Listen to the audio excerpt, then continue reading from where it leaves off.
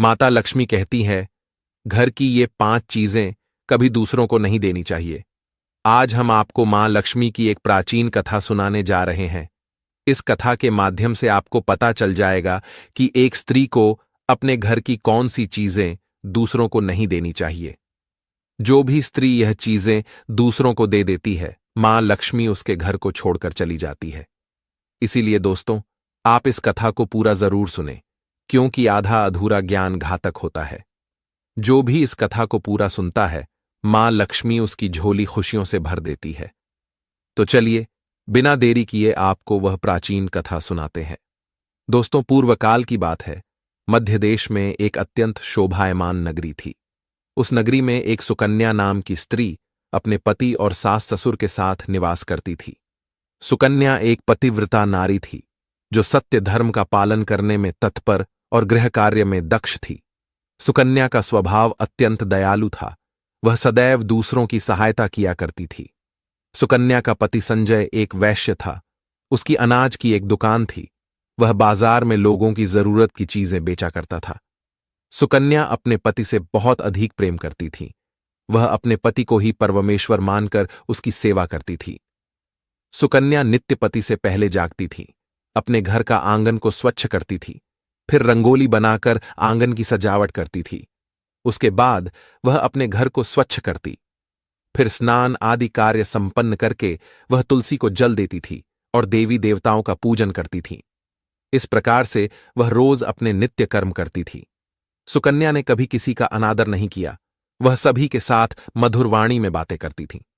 सभी लोग सुकन्या को देखकर कहने लगे थे कि यह तो साक्षात लक्ष्मी के समान गुणों वाली स्त्री है। यह अपने परिवार का कितने अच्छे से ख्याल रखती है। इसके अलावा सुकन्या दान धर्म करते समय कभी अपने हाथ पीछे नहीं खींचती थी।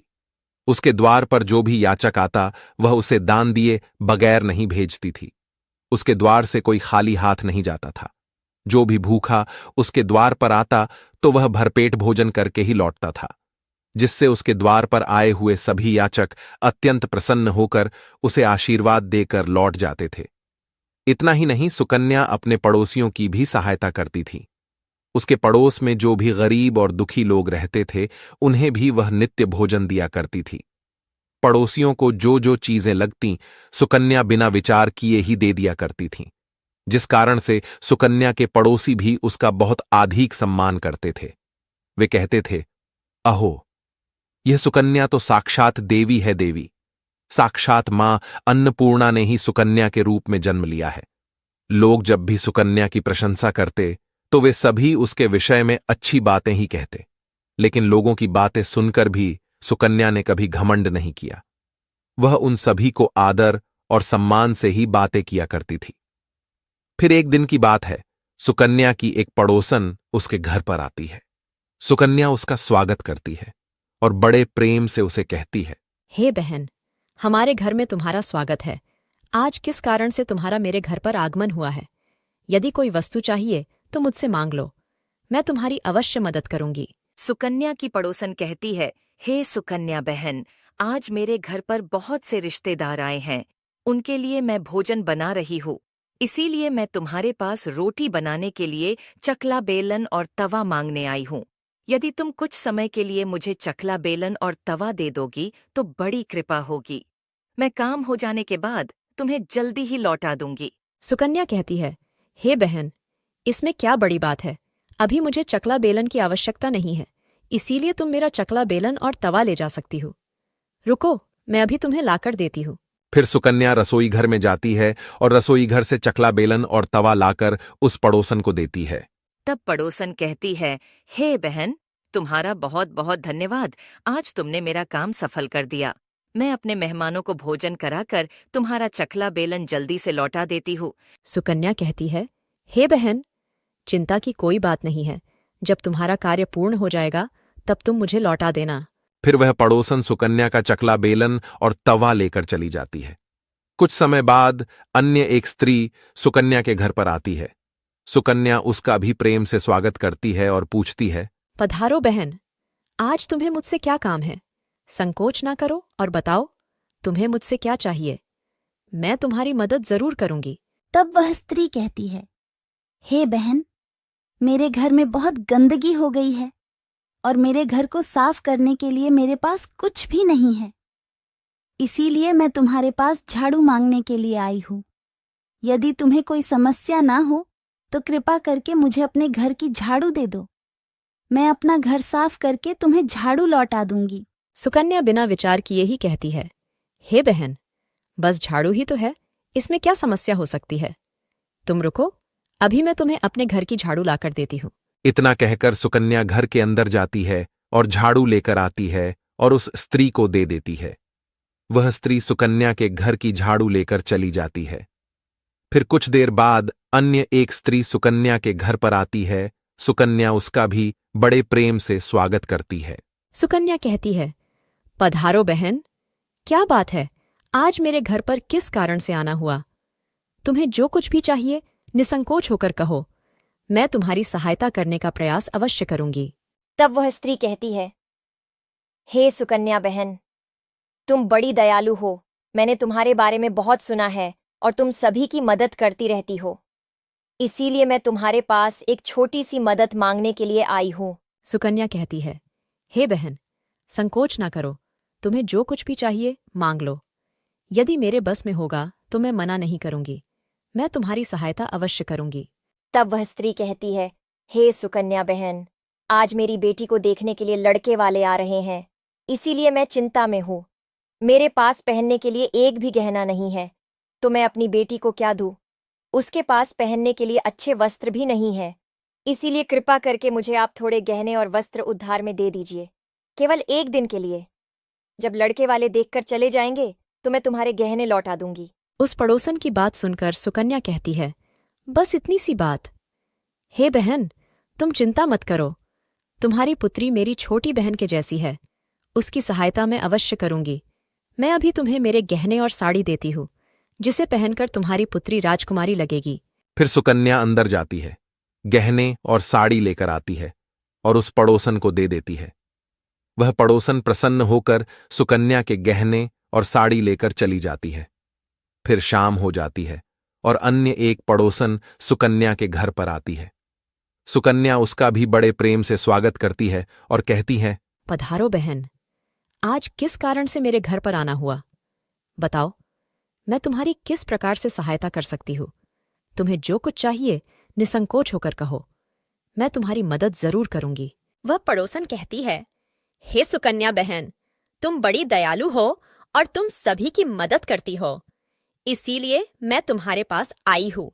मेरा बच्चा भूखा है और उसे पिलाने के लिए दूध नहीं है, इसीलिए मैं तुम्हारे पास दूध मांगने के लिए आई थी।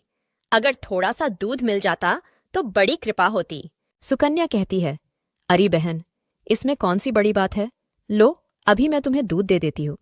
सुकन्या रसोई घर में जाती है और थोड़ा सा दूध लेकर आती है और उस पड़ोसन को दे देती है। वह पड़ोसन प्रसन्नता से उस दूध को लेकर चली जाती है। इस प्रकार से सुकन्या अपने सभी पड़ोसियों की मदद कर देती है और प्रसन्न होकर घर का काम करने में लग जाती है। फिर रात होते ही उसका पति घर पर लौट आता है।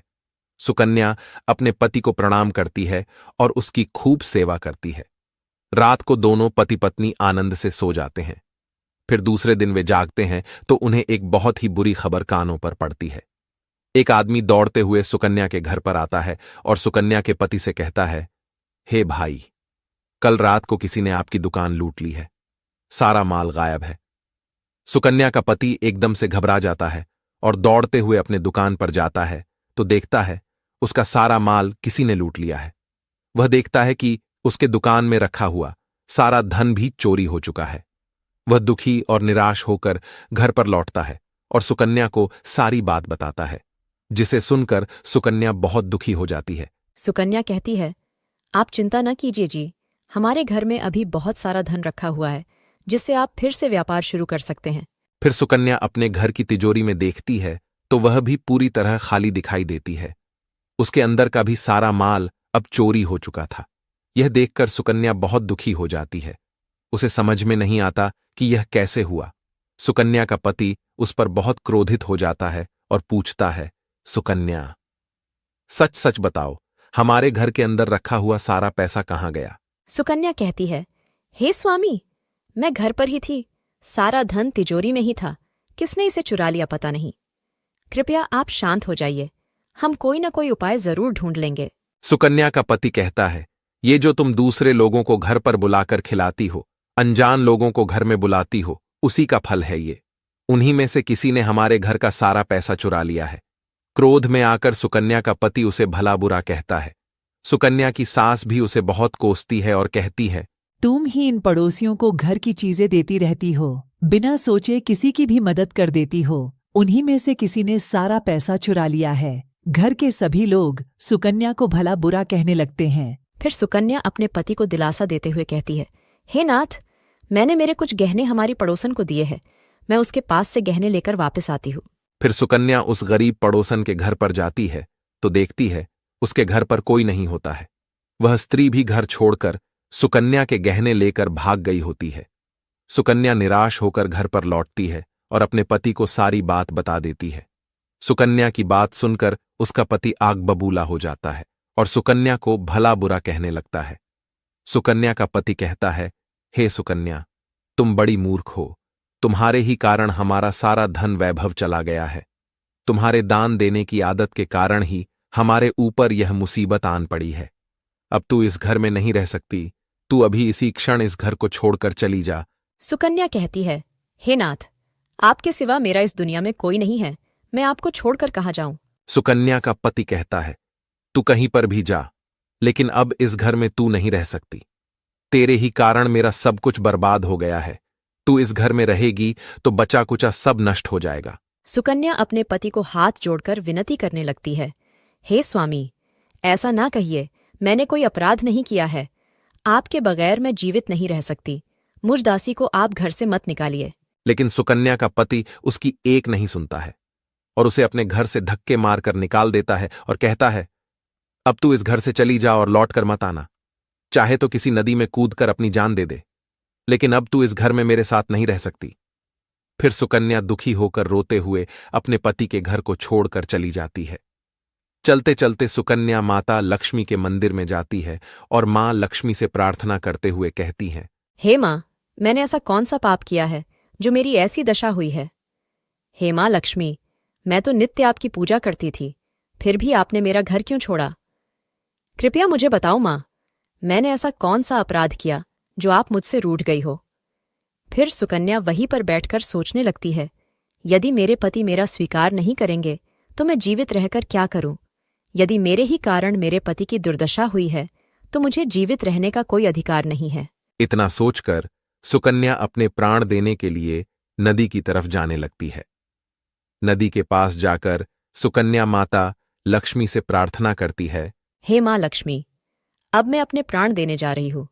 यदि मेरे द्वारा तुम्हारी पूजा में कोई कमी रह गई हो तो मुझे माफ करो। मैं अपने पति के बगैर जीवित नहीं रह सकती, इसीलिए अब मैं इस नदी में कूदकर अपने प्राण दे दूंगी। इतना कहकर सुकन्या नदी में कूदने ही वाली होती है कि साक्षात मां लक्ष्मी उस स्थान पर प्रकट हो जाती है। माँ लक्ष्मी सुकन्या से कहती है, रुक जाओ सुकन्या, रुक जाओ पुत्री, तुम यह क्या कर रही हो। सुकन्या आंखें खोलकर देखती है कि साक्षात मां लक्ष्मी उसके सामने खड़ी है।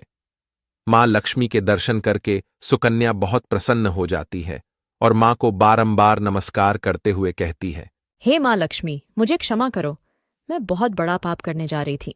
देवी लक्ष्मी कहती है, हे सुकन्या, मनुष्य को स्वयं अपने प्राण नहीं लेने चाहिए, यह महापाप है। ईश्वर ने जो शरीर प्रदान किया है उसे ऐसे नष्ट नहीं करना चाहिए। सुकन्या कहती है, हे माँ, मैं विवश हूँ, मेरे पति ने मेरा त्याग किया है और स्त्री को अपने पति को छोड़कर नहीं रहना चाहिए। मैं अपने पति को छोड़कर जीवित नहीं रह सकती, इसी कारण से अपने प्राण देने जा रही हूँ। देवी लक्ष्मी कहती है, हे सुकन्या, मैं सब कुछ जानती हूँ और यह भी जानती हूँ कि तुम्हारे पति ने तुम्हारा त्याग क्यों किया है। ये सब तुम्हारी ही भूल के कारण हुआ है। तुमने अनजाने में कुछ ऐसा चीजों का दान किया था जिस कारण से मुझे तुम्हारा घर छोड़कर जाना पड़ा। जो भी स्त्री अपने घर की इन चीजों को दूसरों को दे देती है, उनके घर में मेरा वास नहीं होता है। मैं उन वस्तुओं के साथ ही उनका घर छोड़कर चली जाती हूँ। तब सुकन्या कहती है, हे माँ, ऐसी वह कौन सी वस्तुएं हैं, कृपया आप मुझे बताइए। मैंने कौन सी वस्तुओं का दान किया जिस कारण से आपने मेरे घर का त्याग किया है। देवी लक्ष्मी कहती है, हे पुत्री, अब तुम ध्यान से सुनो। मैं तुम्हें उन चीजों के बारे में बताती हूँ जो किसी भी स्त्री को दूसरों को नहीं देनी चाहिए। इन चीजों का दान करने पर मैं उस घर को छोड़कर चली जाती हूँ।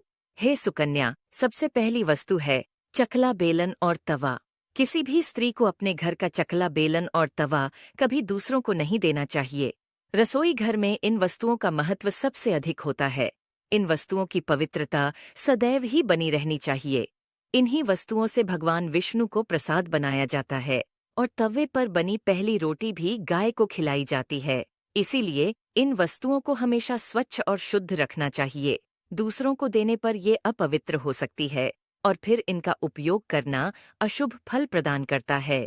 इसीलिए सुकन्या, तुमने अपने रसोई घर के चकला बेलन और तवा अपनी पड़ोसन को देकर पहली सबसे बड़ी भूल की है। आगे माँ लक्ष्मी कहती है, हे सुकन्या, अब तुम दूसरी वस्तु के विषय में सुनो।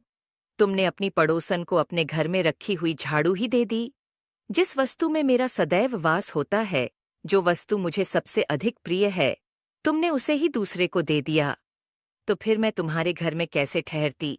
हे सुकन्या, जो स्त्री अपने घर की झाड़ू दूसरों को दे देती है, मैं उसके घर को त्याग देती हूँ।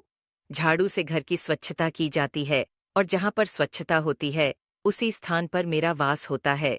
ध्यान में रखना सुकन्या, घर में झाड़ू को हमेशा छिपाकर रखना चाहिए। झाड़ू पर बाहरी व्यक्ति की दृष्टि भी नहीं पड़नी चाहिए। झाड़ू एक अत्यंत पवित्र वस्तु है। इसे पैर नहीं लगाना चाहिए और इससे कभी विष्ठा आदि प्रकार की गंदगी साफ नहीं करनी चाहिए। माँ लक्ष्मी कहती है, हे सुकन्या, अब तुम तीसरी वस्तु के विषय में सुनो, जो एक स्त्री को कभी दूसरों को नहीं देनी चाहिए। वह वस्तु है आभूषण। एक स्त्री को अपने आभूषण कभी अन्य महिला को नहीं देने चाहिए। मैं सदैव ही आभूषणों में वास करती हूँ। स्त्री के 16 श्रृंगार में गहनों का बहुत अधिक महत्व होता है। एक विवाहित स्त्री को अपने आभूषण कभी अन्य स्त्री को पहनने के लिए नहीं देने चाहिए। जो स्त्री अपने आभूषण अन्य स्त्रियों को देती है, उसके जीवन में दुर्भाग्य आता है। हे सुकन्या, अब मैं तुम्हें चौथी वस्तु के विषय में बताती हूँ। किसी भी मनुष्य को शाम हो जाने के बाद कभी सफेद रंग की वस्तुओं का दान नहीं करना चाहिए, किंतु तुमने शाम के समय दूध का दान किया था। शाम को दूध का दान करने से जीवन में दुर्भाग्य आता है। शाम को सफेद रंग की चीजें दान करने से मनुष्य के जीवन में अशुभ काल आता है। माँ लक्ष्मी कहती है, हे सुकन्या, अब मैंने तुम्हें उन सभी वस्तुओं के बारे में बता दिया है जिनका कभी दान नहीं करना चाहिए। ये वस्तुएं कभी दूसरों को उधार में अथवा उपयोग के लिए नहीं देनी चाहिए। सुकन्या कहती है, हे माँ लक्ष्मी, मुझसे बड़ी भूल हो गई। मैं इन बातों से अनजान थी। कृपया मुझे क्षमा करो और अब मुझे प्रायश्चित करने का उपाय बताओ। देवी लक्ष्मी कहती है, हे सुकन्या, तुमने प्रायश्चित पहले ही कर लिया है, इसीलिए अब तुम अपने घर पर लौट जाओ। मैं तुम्हें तुम्हारा संपूर्ण वैभव और धन संपत्ति लौटा देती हूँ। इतना कहकर माँ लक्ष्मी उस स्थान से अंतर्ध्यान हो जाती है। फिर सुकन्या भी माँ लक्ष्मी को धन्यवाद करती है और उस स्थान से घर की तरफ जाने लगती है। तभी उसका पति ढूंढते हुए उसी की तरफ आ रहा होता है। वह सुकन्या के पास आकर उससे क्षमा मांगता है और कहता है, हे सुकन्या, मुझे माफ करो। मैंने तुम्हें बहुत भला बुरा कहा था।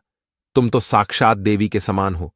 माँ लक्ष्मी की कृपा से हमें अपना सारा धन वैभव वापस मिल गया है। जिन लोगों ने हमारा धन लूटा था, उन सभी ने हमारा धन हमें लौटा दिया और तुम्हारा नाम लेते हुए क्षमा मांग ली है। यह सुनकर सुकन्या बहुत प्रसन्न होती है और अपने पति के साथ घर पर लौट जाती है। माँ लक्ष्मी की कृपा से सुकन्या के घर में फिर से सुख समृद्धि आती है और उसके बाद से सुकन्या ने अपने घर की ये 4 चीजें कभी दूसरों को नहीं दी। तो दोस्तों, उम्मीद है आपको यह कथा पसंद आई होगी। वीडियो को लाइक जरूर करें और कमेंट में जय मां लक्ष्मी जरूर लिखें। साथ ही चैनल को सब्सक्राइब करें। आप सभी का